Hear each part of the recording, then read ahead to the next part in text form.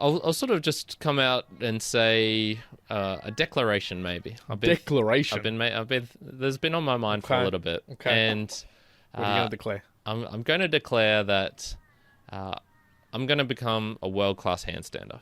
Okay. And I'm putting it out there for everyone to That's a hard this. declaration, because what would you define a world-class handstander? Well, see, this is where I was going to say, would I ever want to say I'm one of the best handstanders in the world? No. One, because I just don't think I can reach that level. I started too late. Mm-hmm. So maybe if I'd started 10 years ago, I would have had a shot at it. But I think just like with the age that I started, it would be maybe doable, but I would have to dedicate my whole life to it. And I don't want to do that.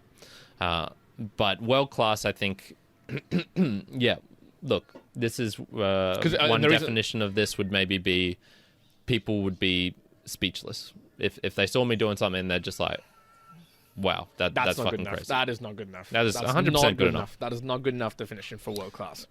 Why not? Because you could easily be at a location where someone hasn't seen that particular thing that makes you local. It makes you, I guess, at the local level, what might be perceived as world class. But it sure as hell doesn't make you world class. Okay, if everyone in Germany, tell me what world class. No, well, I guess, and the reason I'm asking is because that. If you don't have an answer for it, you can. That's true, but I guess I'm gonna quash your fucking. My feedback on it was like last year. I'm pretty sure it was last year with the fitness goals that I set. I was like, I want to be top 20% across lots of things, and then top 10% is like the extra push. Like that's like level 3, and that was for a 1 kilometer run. It was for deadlift. It was for squats. It was for this. And even that I found really hard because I was like, okay, worldwide, what's the 80% like calculation, or what makes it you top 20%, or what makes you top 10%? And that, even nailing it down to like a 30-year-old, a 28-year-old, or like a range, those numbers just either didn't exist or were just hard to come by. So that I found it difficult to kind of place myself like, oh, would I really be that? And I guess the added complexity here, the added complexity here for you is like, well, what is world class defined as? Is it you're the top 1% handstander, or what? Like, at holding the handstand, handstand. I mean, like, it's not handstand walking because it's handstand, but I think saying you're going to be world quality handstands. Is it two-handed handstands? Is it one-handed handstands? Do you just mean like the practice of handstanding? Because then I think you're looking into this too deep, one. No, I think it's a good thing to look deeply in. So you could say, yeah, I could say I'm a world-class handstander. I just think that you might be in a world of fraught ideas there if you become like really good handstander. Like I would say right now, you would be in the top 100 handstanders in Brisbane.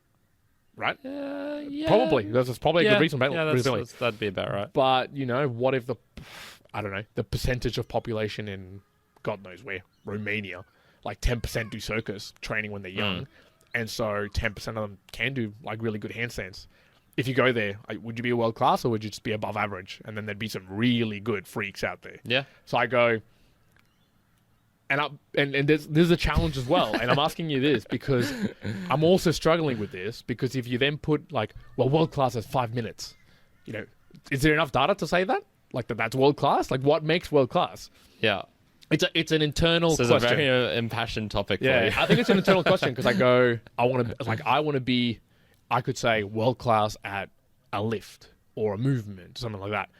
But I've found it over the years, like it's so hard to define what that is. Like, do you go age group? Do you go for this species, for this area? Yeah.